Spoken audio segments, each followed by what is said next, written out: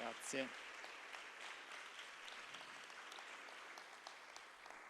Grazie, buon pomeriggio, benvenuti al primo appuntamento pomeridiano di questo venerdì 12 di Incroci di Civiltà. Abbiamo girato la metà degli incontri. Oggi abbiamo un piacere e un dispiacere insieme. Abbiamo il piacere di avere una conversazione importante, una conversazione che è legata non solo a Incroci di Civiltà, è legata a Venezia, è legata a un'iniziativa, un'impresa editoriale veneziana di cui sentiremo parlare. Si chiama Wetlands. Ringrazio molto Wetlands per averci dato l'occasione di questo incontro. Ringrazio Luca Cosentino, che è Chief Executive Director di Wetlands. L'ho inventato io adesso, non mi ricordo che insomma, è il ruolo più importante, fondatore di Wetlands. Lo ringrazio davvero per queste e per tante altre occasioni che in realtà abbiamo avuto negli anni passati. Vi ringrazio il Dipartimento di Studi Linguistici e Culturali Comparati per il proprio contributo a questo incontro. Un incontro fra Emanuele Iduma e Masa Menghiste. Masa Menghiste, già ospite di Incroci di Civiltà nel 2011, e sarà con noi, questo era previsto, online. Emanuele Iduma era previsto essere in presenza, sarà anche lui online con noi, non è qui fisicamente, per i motivi, e questo è il dispiacere, per i motivi che tra poco sentirete.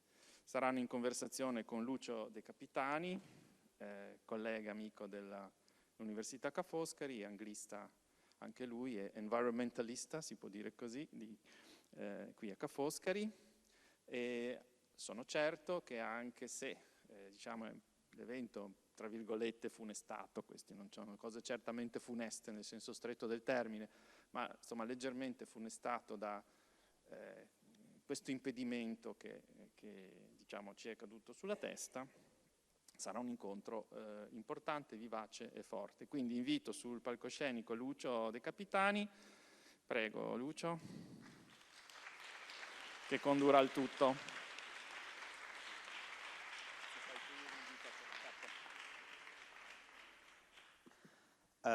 Okay, they are already connected?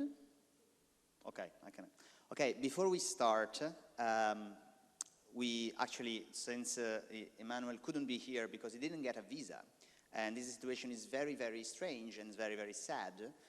Basically, the Wetlands publishing house, the Wetlands team, wanted to give a statement about this situation. So before we actually start the conversation, I'm going to call on the stage Clara Zanardi from Wetlands, and she's going to read a short declaration about the publishing house's statement on this situation. Clara.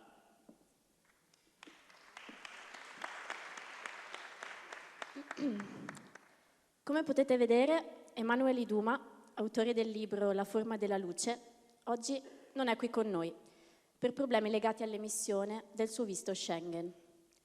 Per Emanuele, di nazionalità nigeriana, non è una novità. Negli ultimi 5 anni, come tanti altri cittadini nigeriani, africani, extraeuropei, Emanuele non è mai riuscito a ottenere un appuntamento con l'agenzia che cura la gestione delle pratiche dei visti per conto dei vari consolati europei. Nemmeno l'intervento degli uffici di incroci di civiltà è stato sufficiente a consentire a un cittadino nigeriano, ma residente in Inghilterra, di prendere un aereo per partecipare a un festival di letteratura a cui è stato invitato in quanto autore pluripremiato. E se non è stato possibile per lui, che gode di simili credenziali e può contare su inviti istituzionali, possiamo immaginare quali ostacoli insormontabili debbano superare tutti gli altri. Wetlands non può rimanere passiva di fronte a situazioni di questo genere. Ancora una volta ci troviamo a constatare che l'Europa, sedicente culla della civiltà e dei diritti umani, si sta sempre più trincerando in se stessa, dominata da una cultura autoreferenziale che sembra voler ignorare quanto accade fuori dalle proprie mura. È l'Europa fortezza che consente ai suoi cittadini di muoversi senza passaporto, ma ostacola severamente l'ingresso a chi sta fuori, favorendone con violenza fisica e legale la clandestinità. Wetlands si oppone fermamente a questa visione, nella convinzione che proprio la diversità, l'apertura, l'inclusione e l'ascolto siano gli elementi indispensabili di una politica culturale progressista. La nuova collana Afterwards, dedicata al pensiero e alla narrazione di giovani scrittrici e scrittori di origine africana, inaugurata proprio da questo libro di Emanuele Iduma, che oggi presentiamo, vuole affermarlo con forza. Tra i suoi obiettivi c'è infatti anche quello di portare questi autori e queste autrici nella nostra città, perché dall'incontro possano nascere nuove idee e inedite contaminazioni. Dover inaugurare questo progetto in assenza di Emanuel è motivo di profonda tristezza, ma siamo consapevoli che solo continuando a combattere con gli strumenti che abbiamo a disposizione, nel nostro caso i libri e la cultura, sarà possibile immaginare e costruire un futuro migliore, aperto e accogliente, dove le persone possano muoversi, incontrarsi, dialogare e mettersi in discussione, come facciamo noi qui oggi a Incroci. Grazie.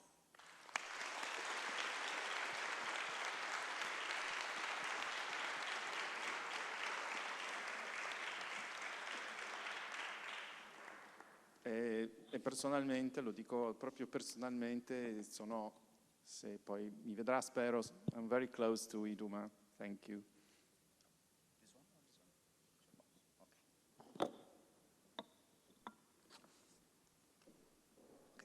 Masa, Emanuele, welcome. It's good to be here in spite of these very strange circumstances. And thank you, Clara, by the way, for your reading of this declaration that kind of serves as an introduction, I think, to our conversation. Now, actually, before the conversation starts, I'm going to ask you, Emanuele, to read a passage from La Forma della Luce, please. Thank you, first of all, to everyone for making it and for your solidarity. So I'm just going to read a short passage from the book, which I'm very pleased that it's launching today. And hopefully you have a sense of what the book is about, and also hopefully get a copy and read. For close to 15 years, nearly all travel I have undertaken outside my home bases has been related to my work as a writer. It's a fact I might have passed over as insignificant if I hadn't noted to myself as soon as I arrived in Venice that the desk assigned to me was ample enough in its space that I could reasonably expect, at best, to use a third of it. This estimation might have been different if I had come as a painter, for whom the instruction given by the host to place a disposable tarpaulin on the desk before use was sure to apply. The real significance of my professional wayfaring, however, might be found in the habits of mind I have acquired about what it means to be a writer away from home. My immediate needs are practical, intended to diminish alarm over emergencies. Enough cash, a computer, a working phone, and local contacts. Beyond that, the necessities are vague. It is difficult to know how the hours might be split between writing and research, between ambulation and boredom, and even between a sudden ache for the predictability of home and the reveries of unplanned discovery. The matter is made more complex when the trip isn't journalistic in scope, when there is no prepared list of interviewees or even research questions. In journeying of this kind, in which one moves without fixed guideposts, I am at the mercy of chance operations. Foreign city unfolds as an opaque territory. My walks are as aimless as the perambulations of a first draft.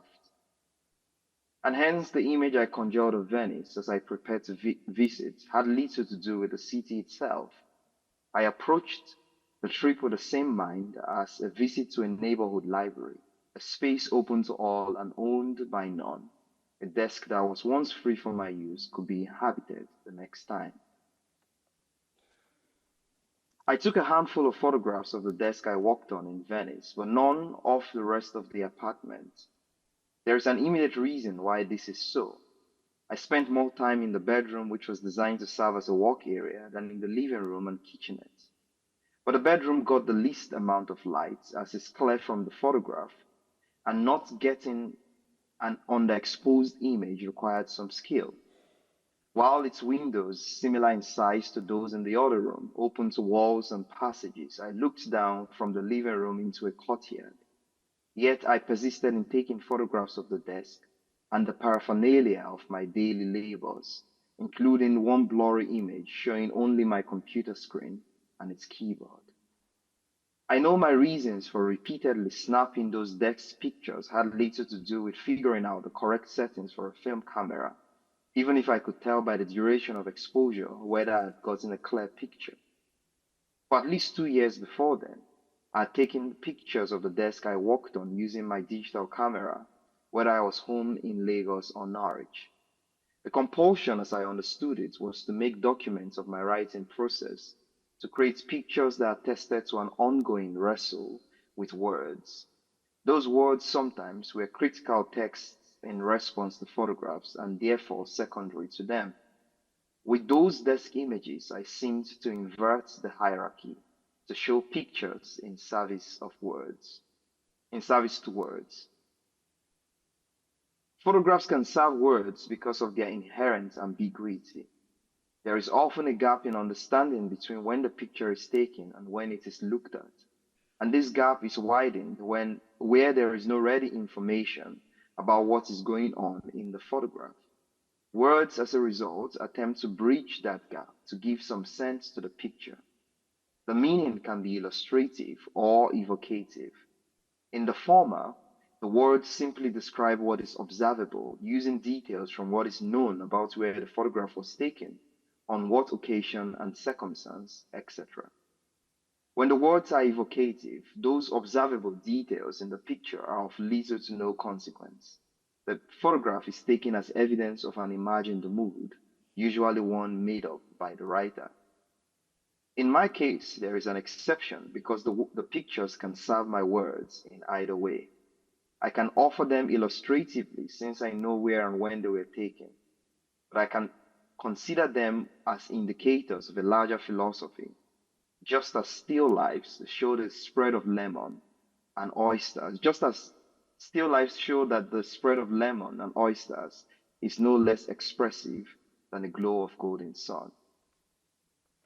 Thank you.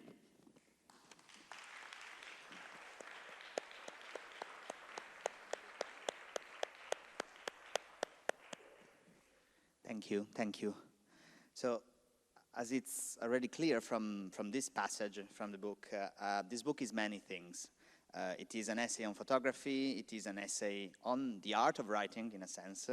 It is a book that talks about movement or the impossibility of movement, and we'll talk about that in a second. And it's also a book on, it's travel writing about the city of Venice, among other things. So my first question, I guess, is when you actually came to Venice to write this book, what was your experience of Venice as a photographer, as a writer, and as a traveler? Thank you. Well, I'm not sure how I can answer that question in a way that would be very generous and beautiful. But when I came to Venice, I knew in the first place that I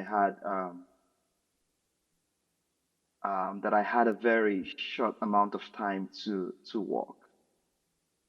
Can you hear me? I think it's a bit frozen, so I'm not sure. Yeah, Oh, we can hear you. There was a Oh, second okay. of- Okay, perfect. Yeah. So when I came to Venice, the first thing that I think was clear to me is that I had just 15 days to explore, to think about what I could write. I mean, I definitely had been offered the possibility of staying longer, but I just for personal reasons I couldn't take all that time. And so I wanted to figure out as quickly as possible the best way to use my time. This was going to be my second, I mean, that was my second trip to Venice. The previous time I had come in a rather more constrained fashion, which, was, as it's happening now, the season of the Biennale in 2017. And so everything was really quite tight and difficult to really navigate and know the city. So I also came with the interest in knowing more about Venice from a more settled, manner, right? So just the manner, in manner of discovery and having an open mind, having no fixed guideposts as to, what to produce, given the generosity of Maza and Luca, just come to Venice and write whatever you want to. And I think the more important question for me, and to be a little bit more direct, was, knowing the kind of writing I had done in the past about movement, about being an African person, a Nigerian person in Europe, in other parts of the African continent, my interest in photography, both as a photographer, if I can be bold to call myself that, and as a writer. What kind of writing do I then want to produce as a result of this particular experience of being in Venice? I did not set out to write an essay that was about many things, really. I think that what has become clearer to me as a writer is that the very nature, or the very nature of my interests and enthusiasms would automatically impact the kind of writing I produce. So if my interests and enthusiasms are wide and broad and diverse, um, then the kind of writing I'll produce would have that same kind of form. But the more important thing, which by with the help of Maza was possible, was to find a way to write an essay that could connect those things in a meaningful way. Um, and so I'll end with I guess the main question you asked me, what was my experience of Venice. I mean, being in Europe is a very particular experience for any person of I guess from the African continent. Because one, you are seeing this place that is older than most places that so to speak, right? So I don't know any part of Nigeria where I grew up and all that has houses or places like nearly 1,000 years old. So the sheer scale of its history is one, to some degree even um, not bewildering. I mean, one is not surprised by that. Time can exist in that span, but just a reminder that Europe has had a long time to practice its forms of imperialism and its habits of mind, so to speak.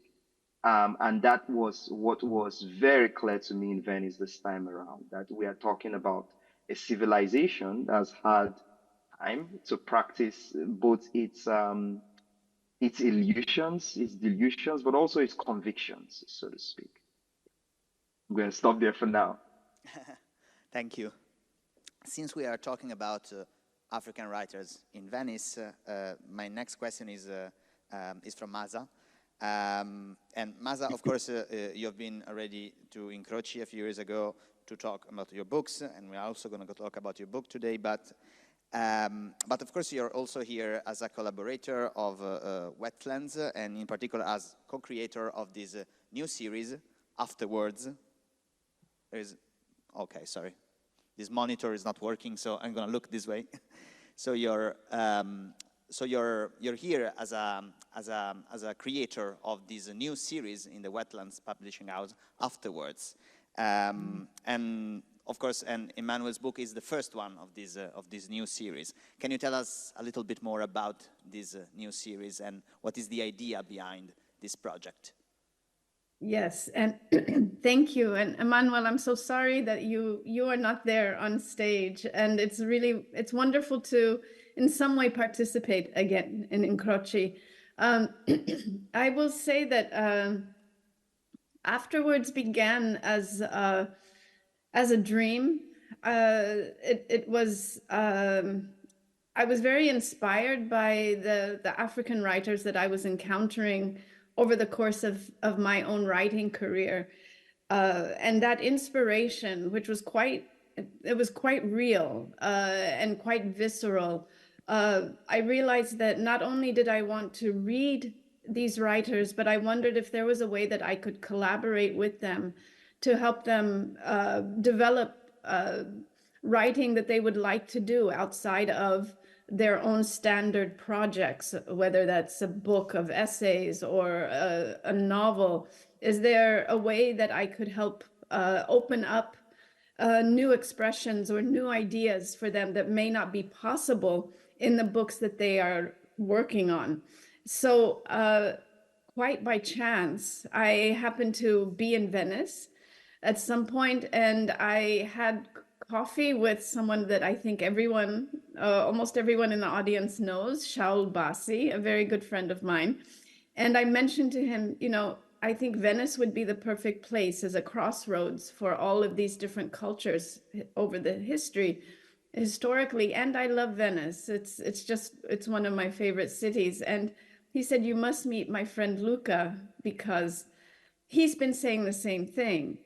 And that's really how Afterwards began. Luca and I sat down and almost immediately had a really strong rapport and a shared sense of ideas. And we started working on Afterwards. And here we are with Emmanuel as our first writer. And really, I could not imagine a better person to launch this. I think his vision of the creative process, of the place of imagination in the world, the way that the imagination can connect not only different geographical spaces, but also times. It's for me, I think he was really the writer to epitomize what Afterwards is. And I've known Emmanuel for many years and have long admired his work with photography. So part of Afterwards is also to encourage writers to think in new and radical ways about their writing and about geography and time and space. And so the way that he incorporated photographs for me was really exciting. So yeah, for me, it's been such a pleasure to work with Luca and Alice in Afterwards and the Wetlands team, but also Emmanuel. It felt so much like a collaboration. Reading your work and seeing your ideas develop on the page has been really a joy. Thank you. Thank you. Thank you. So then let's talk about photography then. So again, this is, among other things, a book about photography, the relationship between photography and writing, the significance of photography from a variety of point of view. And I could ask you, Emmanuel, many questions about photography, and the book is so full of insight on this point. I guess one of the passages that I really found interesting is at some point in some passages you talk about the relationship between the street photographer and the passerby, the person you meet on the street, who's often a stranger. And this, I think it's a very intriguing kind of relationship, and I was thinking if you could say something about that. Yeah, if I can, I'm trying to remember the exact passage, and I hope I haven't made many audacious claims.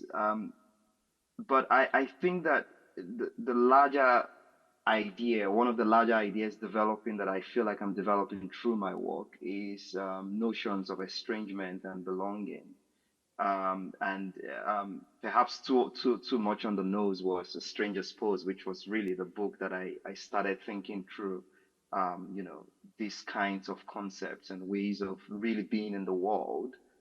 But I think that photography has always seemed to me, right from the first times I started writing about photography has always seemed to me to epitomize what it means for one to be both estranged and to so to speak, to estrange others. Right. The very act of holding up the camera to people is to, have something between you and that person. That's just like the technical it's just the technical aspect of things. So there would always be something between you and the person that you are, so to speak, photographing.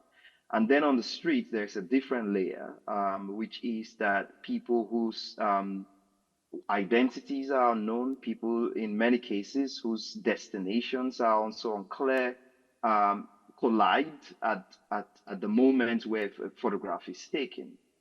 And for me, that's something that always fascinates me. You know, there's a nice line and a very brilliant line by John Berger in Here Is Where We Meet, which is a book that he wrote in the early 2000s, and it's that the number of lives that enter into ours are incalculable, and for me, that's very clear when you look at the right street pictures that the moment where the photographer is trying to bring various strands of possibilities into one frame, it's just a very exciting, I don't want to say decisive moment because that's flogged of meaning, so to speak, but there is something decisive about that moment. And a really good street photographer is one who, in a sense, combines intuition with skill. How do you know the right moment to take a photograph that would be lost a second later? That's not taught, and you know that comes from all kinds of places. You know, the right moment of for a street photograph is just a miracle. That's the way I think about it. And for me, reflecting on these kinds of possibilities, entanglements, intersections is at the core of what I really want to do in relation to photography. Thank you. Another detail that I found very interesting is that you highlight in some passages that the very act of having a camera in your hands, in a sense, it is a very significant act. For instance, the fact that sometimes having a camera in your hands can mark the fact that you have a privilege over other people, especially as an African person in Europe, for instance. And also that having a camera in your hands in Venice and being able to use that camera without thinking too much about it, it is in itself a privilege compared to, you know, photography work that you do, for instance, in other parts of the world. Can you tell something about, a little bit more about that? Yes. Yeah, I mean, in the first place, you know, there is for myself, and I imagine for any other Black person visiting or living in Venice, the real question of what it means to be in that space, right? You know, it's just what it is that when you come to a place like Venice, which is not, to the best of my knowledge, the most racially diverse part of Italy. If I'm wrong, please correct me. I mean, but that's my own estimation. You know, whether or not you have any direct, you know, engagement, you know, or something happens that makes you question your blackness, whether or not that happens, whether or not someone is rude to you or someone acts in a strange way to you, regardless of any of that, there is the fact that you know somewhere in your mind, in your body, that in a mostly white space. And just as you know, just as I mean, it would be if you know if someone goes to a little town or a little city in Nigeria. Now the question is, how do you account for that? There are many ways to go about it. I think that my work has not been very, I've not been very overtly interested in direct responses to say racism or even migration. I've been more interested, as I write in the essay, in the more aslant way, looking at it from the side, looking at it with a more nuanced position, which is not to say that there is no real stakes for me. I mean, I think this current situation exemplifies it perfectly. But I think that I am always equally interested in the fact that I have the kind of experience and privilege that many Nigerians, many African people do not have. That's just that's what happens, right? I've been published in many languages. I've been published in multiple countries. I've traveled more widely than most people on the bill of other people, right? Most travels that I do are paid for. So I know that when I'm going into any place. And the question is always, how do I use that, so to speak, privilege to speak in a way that would mean something to not just people of my class, so to speak, but people who experience the world differently. And so finally, that's where the camera comes in. That I begin to think about my use of the camera as a shield. I mean, I think Maza and I talked about this when I was working on the book, as a shield, as a way to also say I equally have these tensions within myself. The camera might protect me only so as far as a certain point.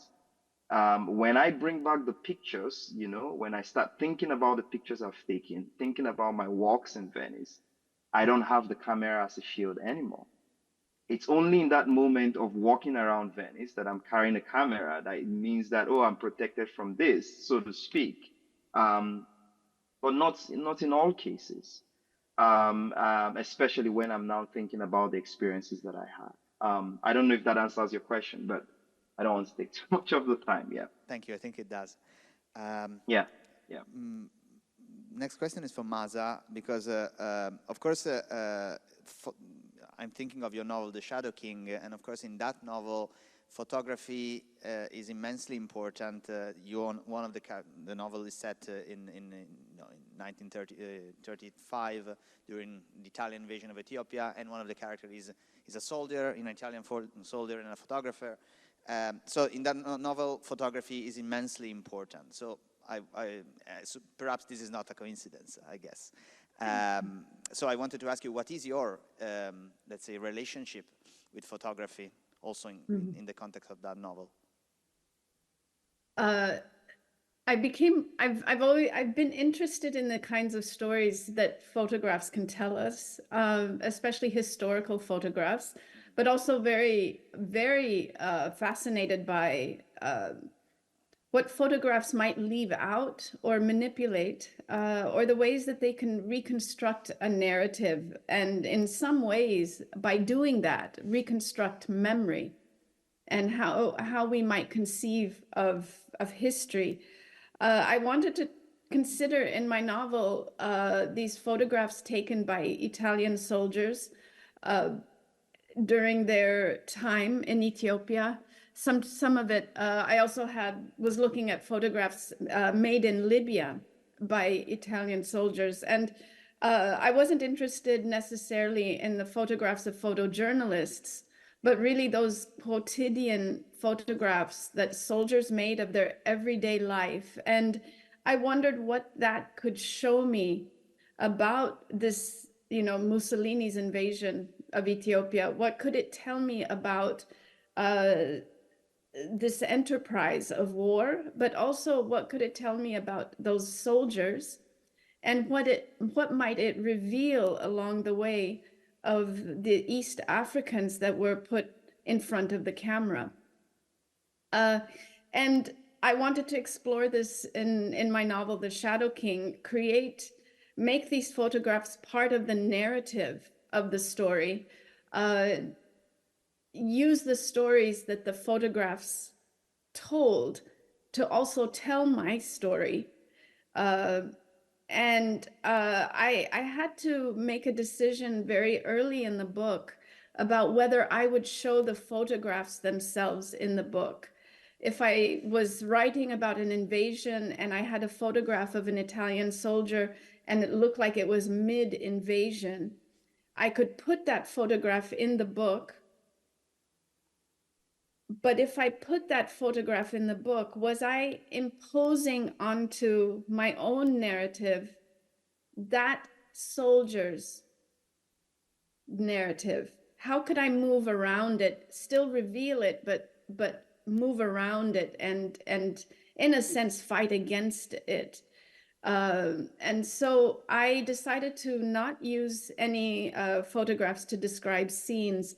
What I would do instead was use words. And I think in this way, Emmanuel and I are even in silent conversation in terms of the place of words with photographs. And what I wanted to do was describe the image in my novel, but allow the subjects in that novel, which were often East Africans, an opportunity to speak back to the camera and thus speak back to history. So if I describe a photograph, I'm writing the few minutes before and the few minutes after, and allowing those people within it to say something. And I felt in that way it was maybe the only way that I could present those photographs. Otherwise, they're static and they remain still a part of this colonial enterprise. But they needed intervention. And I think words are some of the most powerful interventions we can do. Yeah, absolutely. And oh, and I must add that my character, Ettore, who does take his camera to war, that you mentioned, is from Venice, because Venice is so close to my heart, but he's from there. yeah, makes sense. Speaking of coincidences, or maybe not coincidences. One of Masa, one of your other collaboration with Wetlands is actually the afterword of another important book recently published by Wetlands, which is African Venice, Venezia Africana, edited by Paul Kaplan and Shaul Bassi, which is about African presence in Venice, and I know that it has already been nominated on this stage.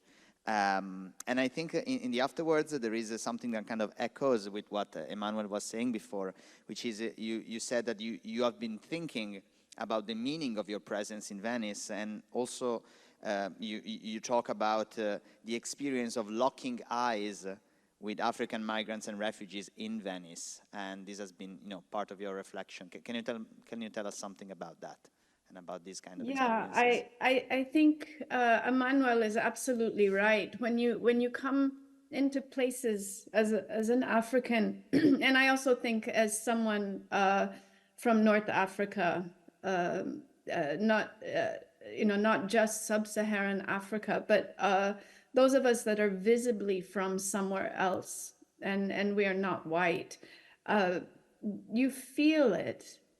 You feel it in the sense that you're very much aware of your body. You're very much aware of just your own presence on this geography, and it doesn't necessarily have to be bad, but it is just an awareness of that. And to see African migrants or African refugees on these, corners, either selling something or asking for money, it is again a reminder, number one, of privilege, but also I think a kinship, if that's possible. And what has struck me is there are times when I will try to make conversation, and I realize sometimes that my presence makes them uncomfortable, that my presence will make the refugee or the migrant uncomfortable because it reminds them of the distance between us, and maybe the distance between what they hoped would happen to them when they came to Europe and the reality of the fact that they are on a street corner begging for money. And so I am not a relief. I am a point of discomfort and a reminder of maybe hopes and dreams that just have not formed yet and may not. And so I have had to question the complicated gesture of a greeting between Africans in a place like Venice, because the ground between us is not just geographical. It's also contains something quite vast. and it's different for me than it is for them. And if I have a conversation with them, why am I really doing it? Is it to make myself feel less guilty? Is it to, it's not, is it, what is it? That gesture of recognizing humanity, from my perspective, might be a reminder to them of maybe the ways they have been dehumanized in Europe. So it's an unstable ground, I feel, that exists sometimes when I'm standing in front of another African person in Venice.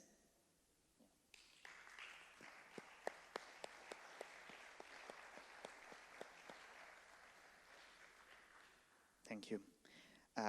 Well, I guess it's time to address the elephant in the room, meaning that, in your book, Emmanuel, there is an extended section about, there is a scene set in an American consulate, which described a scene in which you go to do a request for a visa.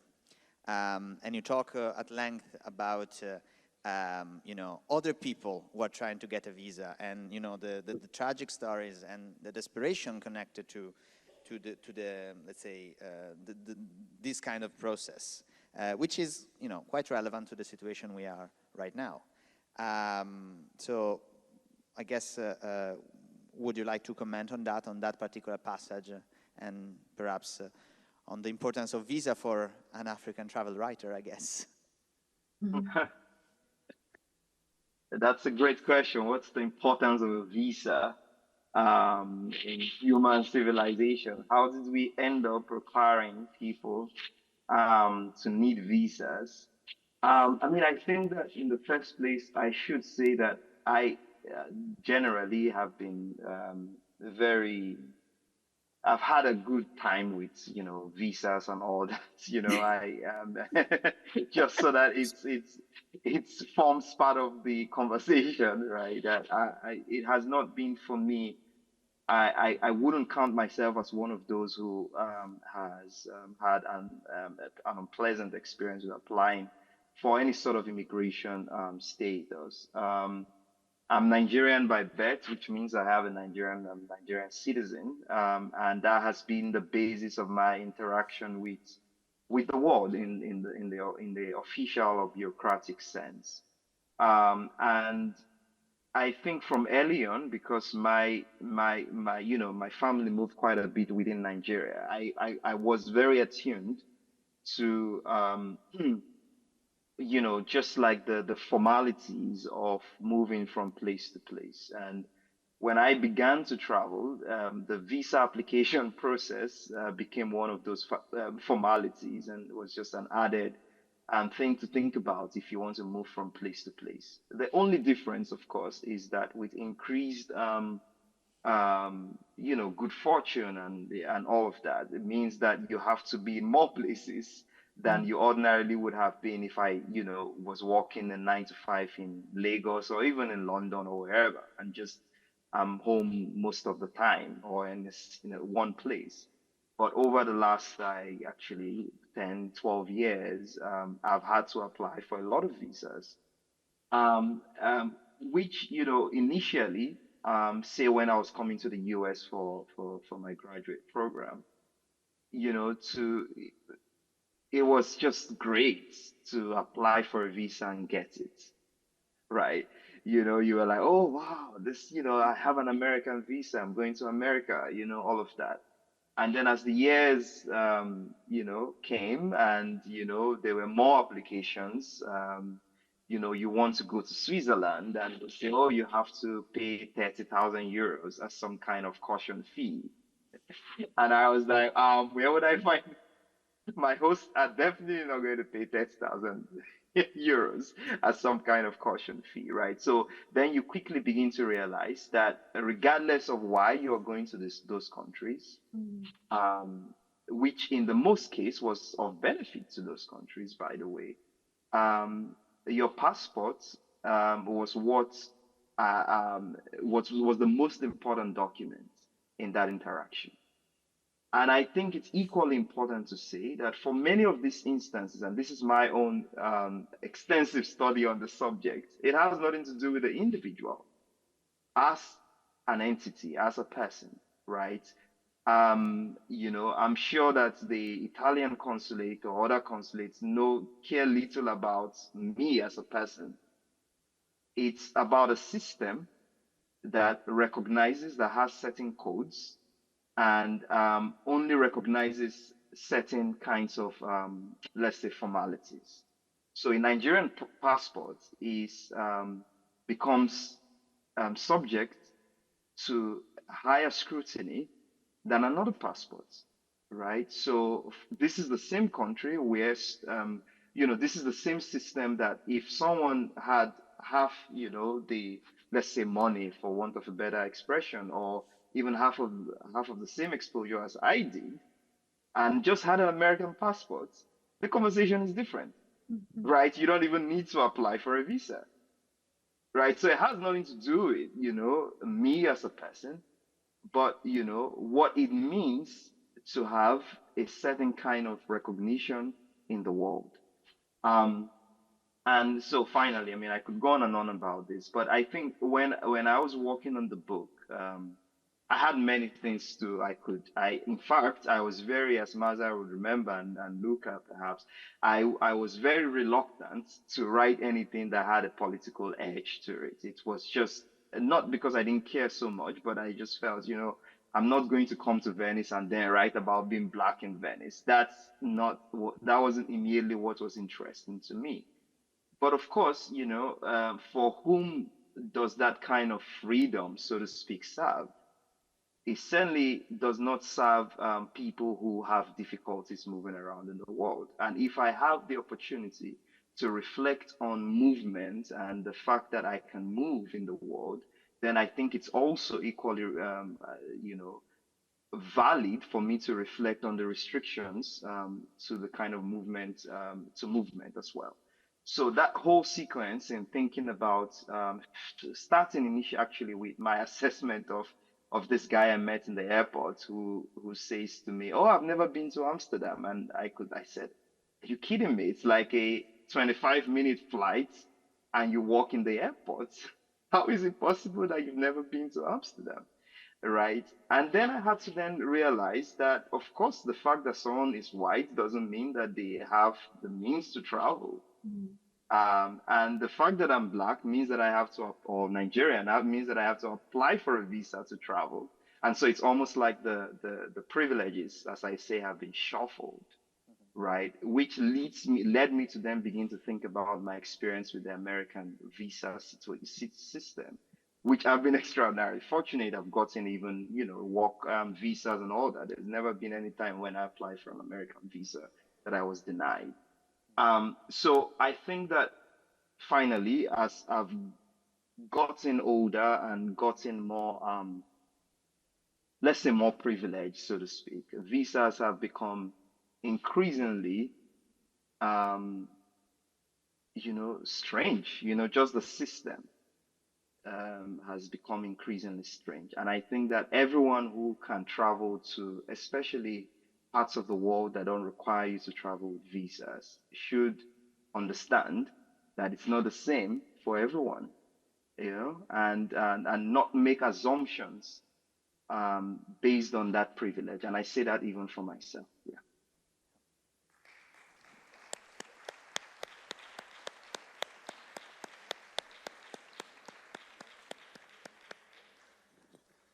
Thank you.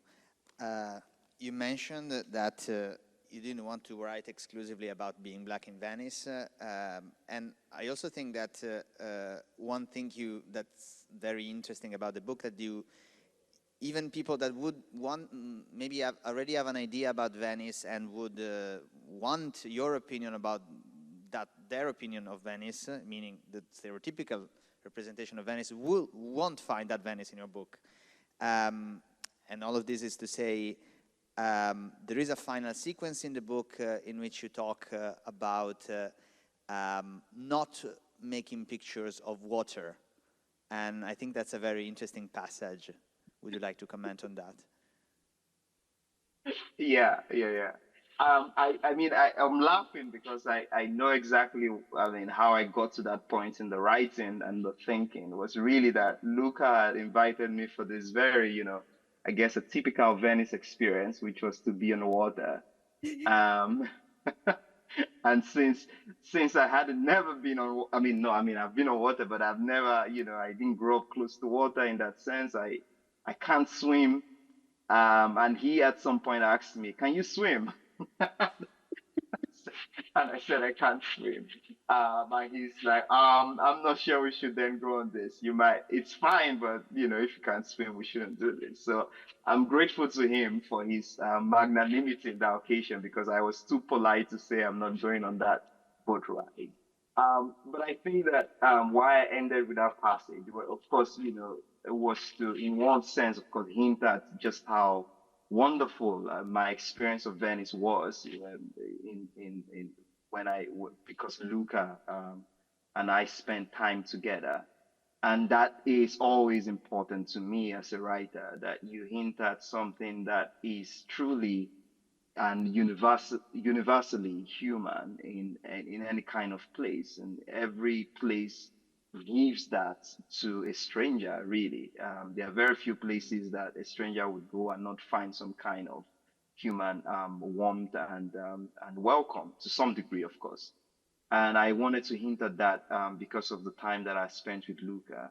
But I also wanted to, I know he might be uncomfortable with that because he's very, he, he, yeah, I wouldn't go on and on about Luca because, I don't want to put him on the spot. But I also felt that when I was in Venice and thinking about photography, I equally wanted to ask myself, what is the standard photograph that you would see of Venice? So typically people are standing on bridges and taking photos of either themselves facing the water or with some kind of water in the shot. I mean, to be fair, I took a lot of those photos for my family and, I'm in a cute place, that kind of thing. But I equally knew that in terms of thinking about photography and estrangement and being in a new place, those were not the kind of photos that I wanted to write about and think about in a more critical way. But I'm happy with how the essay ended, which was to open up this conversation by saying, how do you think about a place without the obvious in mind? Right. How do you remain a stranger to Venice, even if you've lived there for 50 years? So, what are all the places or the ways in which one can think about the picture of a place, being in a place itself, without the obvious illustrations that could be made about that place? Thanks. I guess my next question is for the both of you, even though it is taken from the book. The passage I'm thinking about, it's from the book. There is a passage in which, Emmanuel, you say basically that since photography was invented, Europe has always seen Africa as an opportunity for exploitation. And this comes after, however, this maybe it's not like super, something that we could have imagined, but it comes after a reflection on a discussion about, Europe taking an interest in African art, which seemingly could seem a more benign kind of interest, but maybe it's not benign at all, or it is benign to an extent. So, I guess I'm asking to the both of you, starting from your experience, if you can expand a little bit on this relationship between African art and exploitation, but also maybe images and exploitation, because what you say in the book is that this interest for exploiting Africa, it's also connected to seeing images and photographies of Africa. I think Marvel should go first. Since Please. So, yeah. I was hoping you would answer first. I wanted to hear your response. I think it's a wise statement and reflection that Emmanuel has made, that in the way that even the vocabulary that we have around photographs is a vocabulary of violence. You shoot an image, you capture an image, you know, those kinds of, you take a photograph, those kinds of verbs indicate already in the process of a photograph is already a process of domination. And the person with the camera is the one that takes, that captures, that shoots. And the person in front of that camera is the one shot at. They are the ones, they were captured on film. And I don't think that those words, at least in the English vocabulary for this, is not an accident at all. And I think that the close connections between photography and colonialism also emphasize the power dynamics of who had the camera, who was making photographs, what kinds of images were being made and sent back home, and for what purpose, what kind of narrative was it creating of Africans. But I also think that part of what is involved in the way that Africa has been photographed by Europe has been not only to reflect Africa back to Europeans, but to reflect a kind of Europe back to itself. And so all of those images, I believe, of Africans are really images of Europe, the way that Europe wants to see itself in relation to the African, so that the African is always photographed in ways that appear strange and exotic and different. But what's photographed is not the difference, but what's implied in that photograph is, look at the European and look how advanced they are, look how civilized they are. So I have often said that these images of Africa are nothing more than Europe's self-portraits of itself. Yeah, it's almost, thank you, Chimala. It's almost like I really don't have much else to add. But I think it's that when you read the book, you have a clearer sense of the sequence of thoughts and experiences that led to that reflection. I feel like I typically have like a conflicted view about, say, African photography as a genre. I'm not conflicted, but I'm usually torn in two directions. The first direction is to think about, oh yeah, you know, what does it mean for African photography to exist as a discipline, right? So as a field of study, in academia, especially in academia, of course, in theoretical circles. And what does it mean for Africans who take photographs to simply be photographers and exist on the terms of just simply practitioners of the medium who are interested in what cameras can do, how cameras can create images, and what those images mean. So it's almost like taking a more universal view of things, always, right? For those kinds of photographers, and people saying, I'm not an African photographer, I'm a photographer. Just like people say, I'm not an African writer, I'm just a writer. Don't put any label as a qualification for the kind of work that I do. But because I write criticism and I reflect on the meaning of photographs, it's almost impossible not to work within African photography as a genre and to define what that genre or what that discipline means. And every time I do that, as I was trying to do with this book, I also realized that Europe is not attempting to ascribe universal values to African photography. for instance. In many cases, they are looking at African photography as strictly African photography.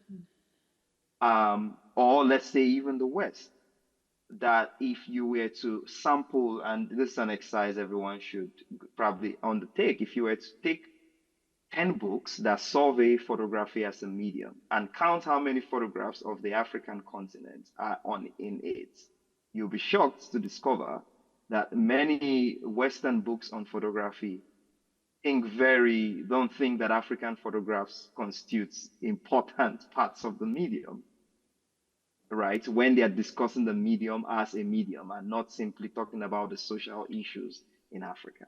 So that said, the question that I really wanted to answer for the book is, what does it mean to connect the photographs that are being made within the African continent to my presence in Europe? To say, these are the pictures that are coming out of the African continent by Africans themselves, especially Nigerians and Lagosians, people who live in Lagos. And how does it connect to what I have heard in Venice in relation to what Africa is or what Africa is becoming? And finally, I'm just leaving all of those as really crumbs for you to work with. Finally, I did think when I was in Venice, which was the basis of this reflection on photography in relation to Lagos and all that Europe, and I said, Europe is really scared of what Africa is going to become.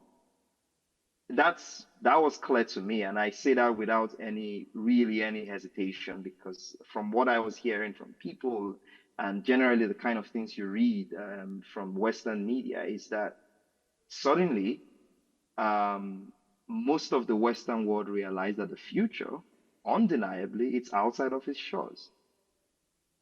Now, there is only a certain limit to which migration can be controlled, for instance. It's inevitable that in 50 years, for instance, Nigeria is going to be one of the largest countries on the planet.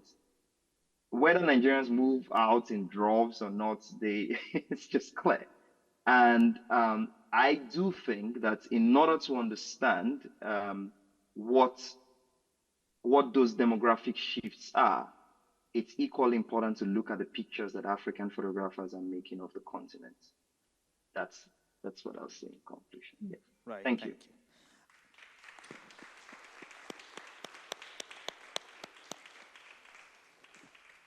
I think we are running out of time, so I have one very last question for Emmanuel. A cheeky question, I guess.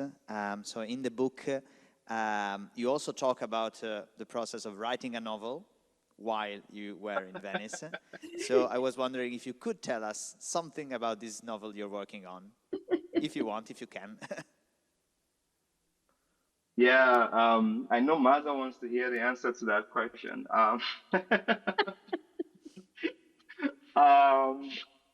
Yeah, I shouldn't say anything about it because I haven't done the kind of work that I thought I would do. But I write about this in the book that when I came to Venice, and this was true, this was actually not me being facetious or cheeky. I did think to myself, oh, I'm going to write 2,000 words every day. And I did. I actually did. And I spent about 15 days, which means that I had roughly 30,000 words by the time I was done or something like that. But part of the struggles, and this is perhaps the better way to answer this, part of the struggles I've had in, I think over 10 years actually, of writing, in my writing has been how to combine the practice of writing nonfiction criticism with my initial ambition of being a novelist, right? Because when I started out as a writer, all that I wanted to become was to become a novelist. And I did write a novel, publish a novel many years ago in Nigeria. But somehow I've just not found the story that I cared enough about, I think, or that I was diligent enough to complete. And last year I said to myself, well, I have the story now, and I'm going to do all the work required to finish it. it's still the story that I care the most about, but I'm sorry to say that I do not have a publication date yet for for the book. And finally, to end with the book, I think that part of what I was equally interested in, and I don't know how much of it I eventually made it into the book, is what does it mean to write fiction when you are looking at photographs and you are very interested in criticism. What kind of fiction is possible for a writer like that? And one of the reasons why I am very interested in fiction and writing fiction is that I do think that a novel as a form is expansive enough to accommodate all kinds of possibilities. Only that the stakes, of course, are high if you want to tell a good story and also make a point about human experience, just like Maza has done. So, yeah. Thank you. Right. Well, thank you very, very much for this. And I was supposed to tell the audience to go out and have the book signed, but I guess this is going to be impossible. So thank you very, very, very much. Thank you. Thank you.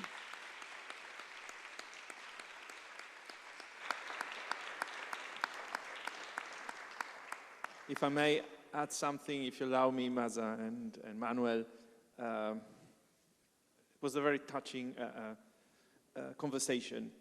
And Maza made me think about, the difficulty using the English vocabulary. You mentioned the fact of taking photographs, shooting, etc. It's a terrible vocabulary. I've always had a camera. When I was a kid, I started taking pictures, and I think I learned to use camera before I learned to use English. And so it was a kind of, it took me aghast, to realize that in English you take the others into the camera. In Italian we do the opposite. We say you make photographs, and it took me some time also to transform that M into a T.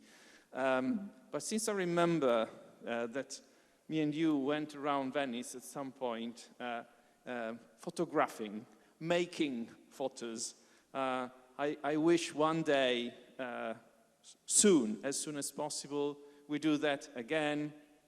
Myself, Maza, Emmanuel, I hope I'll be able to see you here in person, hug you, and go around and make photographs, okay? Thank you for being with us. Grazie a tutti. Thank you. Thank you.